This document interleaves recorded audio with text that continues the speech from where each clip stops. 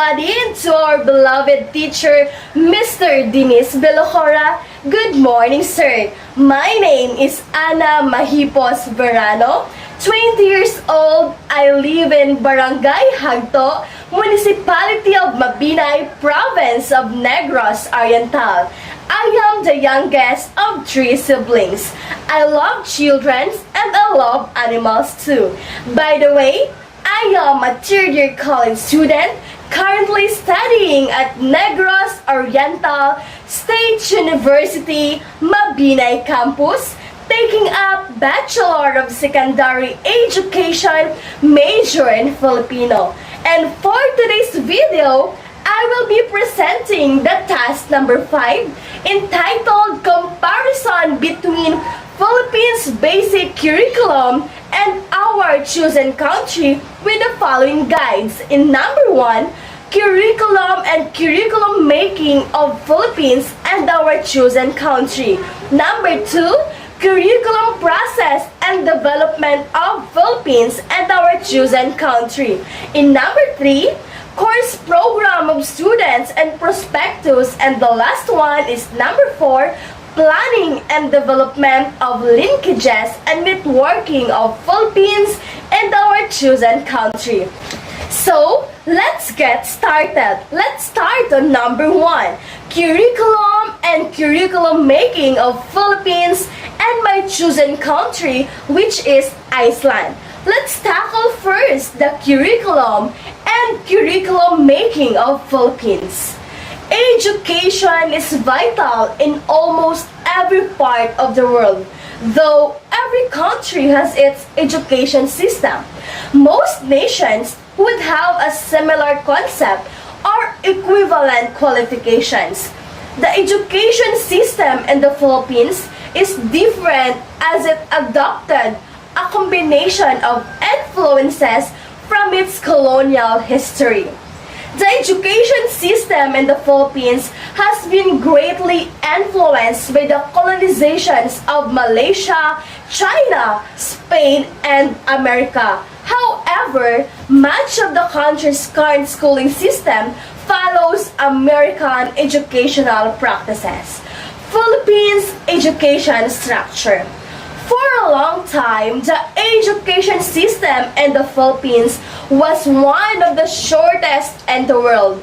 Back then, formal education was only required for 10 years, 6 years of primary and 4 years of high school. In 2012, the government introduced new legislation requiring students to attend school from kindergarten to grade 12.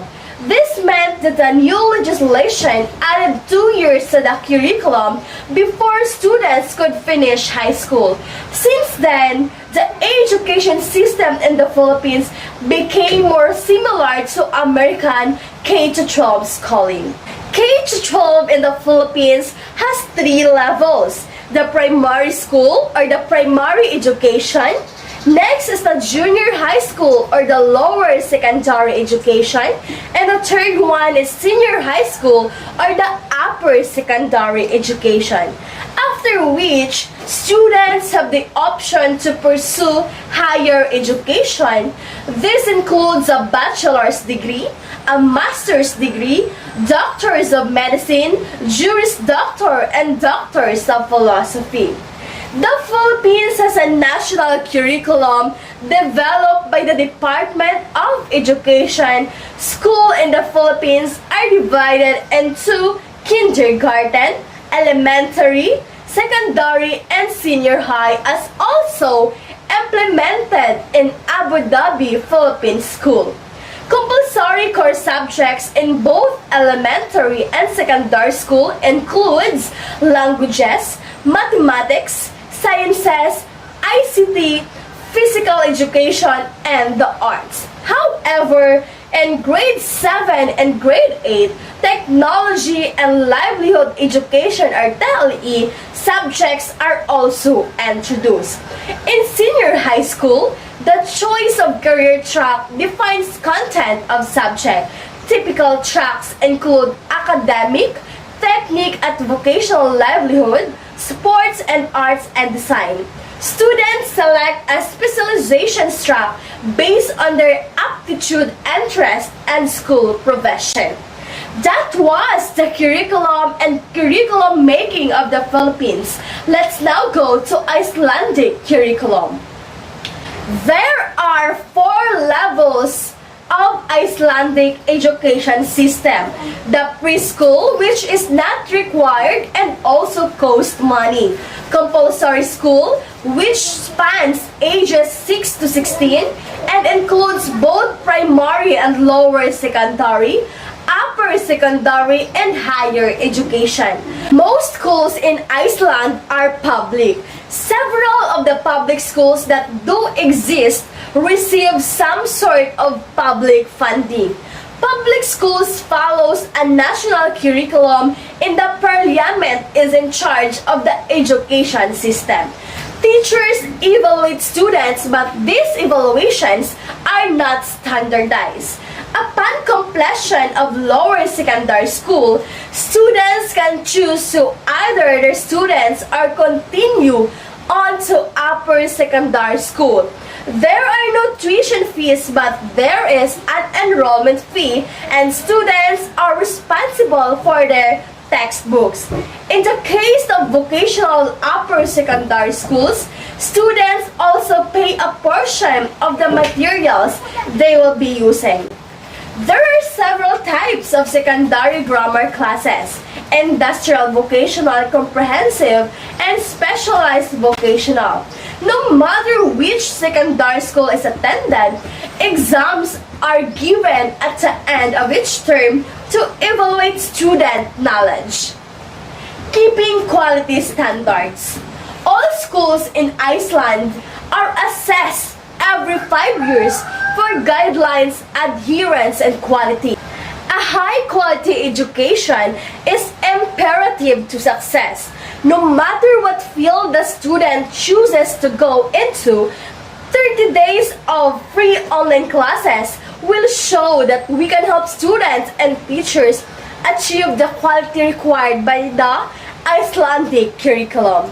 We're then tackling the curriculum and curriculum process of Philippines making and Iceland.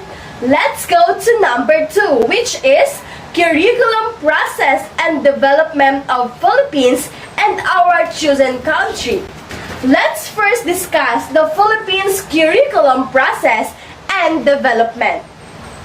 Curriculum development process of teachers in the Philippines. As any educator knows, the literature and philosophy surrounding the concept of curriculum have evolved over the years. Today, the term can be broadly used to encompass the entire plan for a course, including learning objectives, teaching strategies, materials, and assessments. Generally, curriculum development is the process by which an instructor or institution creates or adopts the plans of a course. It can be difficult to wade through the noise to find up-to-date best practices. There are also many schools of thought for how best to approach the curriculum development process. In this guide, we'll walk through everything you need to know to develop your curriculum, including frequently asked questions about curriculum development, common models of curriculum development, and SkyPack's curriculum development process. There will never be a one-size-fits-all curriculum that works for every environment, even for the same subject matter. In this video, you'll learn why and how to develop a curriculum that is tailored to the needs of your students. Let's get started. Ideally, the curriculum development process should be one of continuous improvement rather than a linear or stagnant approach. Plans for instructions should be frequently reviewed, revised, and updated as new and different needs arise. Change may be required due to project or subject area discoveries, innovations and instructional best practices, or shifts in a course delivery such as the 5-0 to remote teaching. Curriculum takes care of the big picture strategy required to successfully teach a course because decisions like course objectives, content sequencing, and delivery methods are made upfront. Instructors can focus on smaller details like planning for a specific lecture or writing effective assessments. Curriculum development allows teachers to take a thoughtful and methodical approach to determine what students will be required to learn. The early phases of the process involve deep research and analysis to ensure that students get the best education possible. Additionally, one of the most effective approaches for course development especially addresses the needs of learners. We'll cover learner-centered design later in this video. Are there different curriculum development processes or models? Of course. First, there are generally types of curriculum models: the product model and the process model. The model you choose to follow will influence the step you'll take to develop the course. Entire textbooks have been written on these long-standing models, but here's a brief explanation of each to make sure everyone is on the same page. Number one is the product model, also known as the objectives model. This model focuses on evaluations, outcomes, and results. It determines what learning has occurred. If you need to develop a curriculum that prioritizes and standardizes test scores, you'll need to adhere to the product model. Generally, this model is thought to be more rigid and more difficult to adapt to your students' unique needs, but it does provide quantitative learning assessment. Next is the process model. This model focuses on how learning develops over time. There's an emphasis on how the students are learning and what thoughts they have throughout the process. This approach is more open-minded and considers the overall growth and development of a student rather than their performance on an exam. Consider the characteristics of each model as well as any institutional requirements you need to adhere. Once you've determined what types of curriculum you want to create, it's time to choose an approach. There are 3 widely accepted methodologies for curriculum design: the subject-centered, the problem-centered, and the learner-centered. And the question is, are there challenges of curriculum development? Yes! With so many steps to follow, curriculum development is not a simple or an easy process. Instructors across all education levels may also face additional obstacles that make the process more difficult or time-consuming. Institutional requirements, long waits for development experts, gathering relevant required materials between the many challenges and the complex involved. Many instructions may feel they aren't up the task of developing an effective curriculum on their own. In this case, an expert course content creator could help simplify and streamline the process. Curriculum development process. With so many approaches and steps available, you're probably wondering what curriculum development actually looks like when you put it into practice. These steps to build affordable, dynamic, and engaging learning materials that meet the needs of both students and professors. While we focus primarily on building custom course materials, these steps can also be applied for more comprehensive curriculum overhaul. Let's walk through a small detailed explanation of the entire process. The step 1 is to analyze. Like any strong curriculum development process, our design strategy begins with a thorough exploration of the needs of both instructors and the students. In this stage, we work to understand the instructor's current instructional practice so that we can create targeted material. Step 2. Research. Next, we dive deep to define resources that cover the relevant educational subjects and fulfill the objectives of the course. Based on what we find, we can also identify areas for overall curriculum improvement. Step 3. Design. Our custom design process ensures a dynamic and engaging flow for each course. Well-developed the layout design and flow content to align with the instructor's existing teaching practices. Step 4 is curate. We'll leverage content from a variety of sources including peer-reviewed open source content, instructor-created content, custom Skypack created content, and third-party licensed content. Our curation process ensures professors can use the best content available without having to conduct any of the time-consuming searches. Step 5. Build.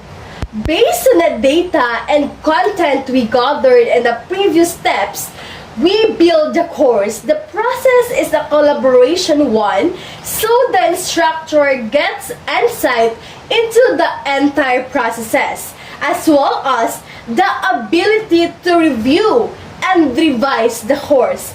Step 6. Launch. We launch the course with a day 1 access for students and easy access to human technology support. And remember, this is an iterative process, so launch day isn't the end of the curriculum revision in Iceland, beginning with physics in the late 60s. Originally set out in a traditional vein, is an attempt at discipline-based modernization of obsolete teaching materials under the influence of the behavioral objectives movement.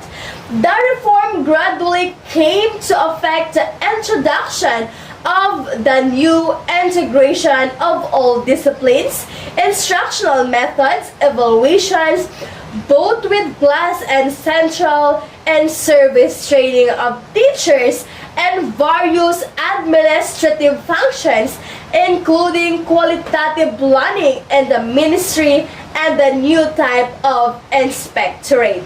The reconceptualizations of the entire syllabus is affecting process and content of the 9-year compulsory school, promoting process-oriented. An overview over the development of the reform, including planning procedures and the characteristics and strategy of teachers' participation in the construction process, is presented.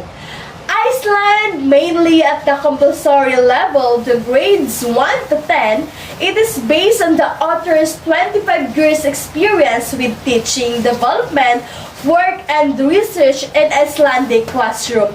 The main themes in the reform rhetoric in Iceland have been similar as those elsewhere. Since the 70s, and especially at the time, there has been considerable emphasis on an activity-based, learner-centered curriculum.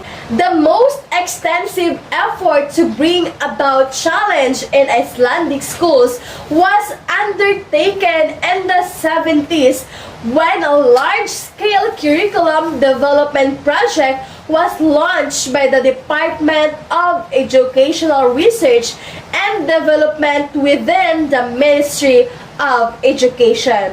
The aim was a total revision of the compulsory curriculum, both instructional practices and content. The curriculum teams developed teaching units containing teachers' guides and various pupil materials such as textbook, reference materials, maps, work cards, information cards, audio-visual materials, and simulations. The materials were tried out by the authors and by collaborating teachers in workshop schools and revised accordingly, field-tested with a wider audience. We're then tackling of development process and development of Philippines and Iceland. Let's now proceed to number 3, which is course program of students and prospectus. We are tasked to pick one course except Bachelor of Secondary Education and Bachelor of Elementary Education and give their respective prospectus. So, in Philippines, I choose Bachelors of Early Childhood Education. It is a 4-year program that is prepared to students for both the art and sciences of teaching children 0 to 8 years old.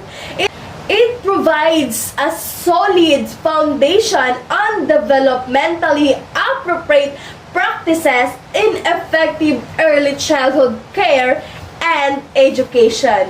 The program culminates with an extensive teaching internship in various cooperating schools, both public and private, local and international, under the mentorship of highly experienced professional teachers.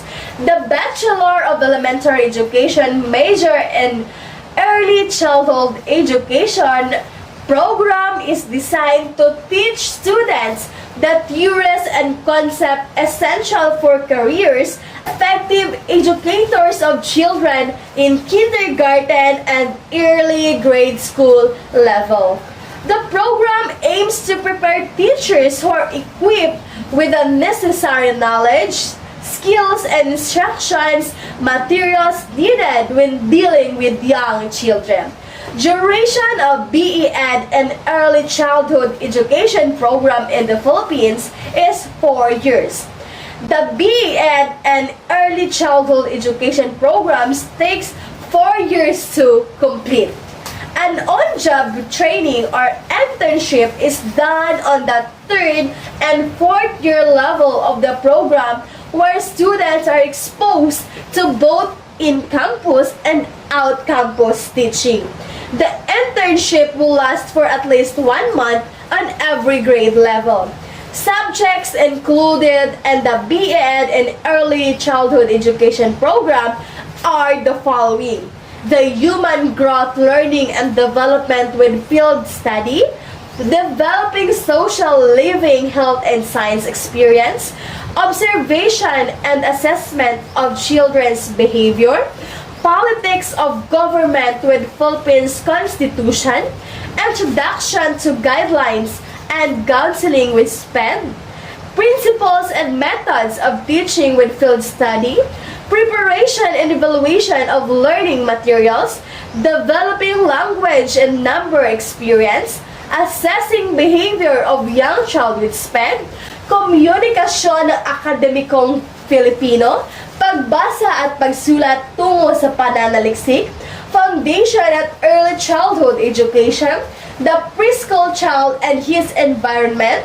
Personality Development and Grooming, Introduction to Educational Research, Directed Teaching with Field Study, Philippine Literature in English, English for Literature Education, Masining na Pagpapahayag, Society and Culture with Family, Introduction to Humanities. Next is the Management of a Preschool. Next one is the Current Issues in Education. The next one is the Math for Elementary Education. And the last one is the Preschool Curriculum. That's all of Bachelor of Elementary and Childhood Early Education programs and prospectus in Philippines. Let's now proceed to Iceland. There's a lot of universities program of University of Iceland, but I choose the Bachelor of Arts in Education program. The Bachelor of Arts in Education degree prepares students to seek employment and entry-level positions and elementary or secondary education. Consider the students will research and learn to adapt curriculum to the needs of children and adolescents from diverse and backgrounds and ability levels. Classes are taught by experienced, respected faculty who bring the knowledge and expertise into the classroom. The Bachelor of Culture in the Arts Education is a field of specialization engaged in clarifying the conceptual foundations of value-laden creative expression such as visual arts, music, drama, and dance, and defining its relations to other disciplines of thought and actions that address the fundamental questions what it means to creatively express the condition of being human in changing life worlds. In analyzing the conditions and possibilities for crafting and asserting creative expressions of human being in diverse contexts of production, circulation, and consumption of creative expressions. Here are the list of subjects of aspiring persons to take the Bachelor of Arts in Education and University of Iceland. Composition and Rhetoric, Composition and Rhetoric 2, World Literature 1, World Literature 2, Introduction to Statistics, Denominational History, Basic Economics, Computer Education, Communication Arts, Livelihood Education, Teaching of Reading, General Psychology, General Philosophy, Reading Speech, Biological Science, Food Production, Iceland History, College Algebra, and Earth Science. And we're done discussing the course program of students and prospectus of Philippines and Iceland. Let's go to the last one, which is number 4. Planning and development of linkages and networking of Philippines and Iceland. Let's start on planning and development of linkages and networking of Philippines. Whenever we involve others in our work or helping them and theirs, we form partnerships. 2 or more individuals or agencies agree to take on specific responsibilities. This can be shared to human material or financial resources. This can take the form of either linkages or a networking arrangement. Linkages and networking with organizations. First is the international linkages, which is under a World Council for Curriculum and Instruction, or WCCI. It holds conferences in different member countries annually, which is participated in by members or the local chapter. It promotes that educators have responsibility to ensure that education contributes to the promotion of equity, peace, and the universal realizations of human rights. Next is the Association for Supervision and Curriculum Development. Non-profit or non-partisan membership organization that develops program products and services essential to the way educators learn, teach, and lead. And educational leadership organizations dedicated to advancing best practices and policies for the success of each learner. Next is the NFEC, Center for Training Educational Leaders from the Southeast Region under the CMEO organization, upgrades the competencies of teachers from the region in all disciplines, updates teachers' knowledge and skills in implementing alternative learning systems. It is based on the questions, how can I help? And with, what can I get? Members actively demonstrate how they can work together to attain common objectives, undertake practices, and update members regarding breakthrough and different disciplines. And that's all for today's video. That was my answer on task number 5. Thank you and God bless. Bye!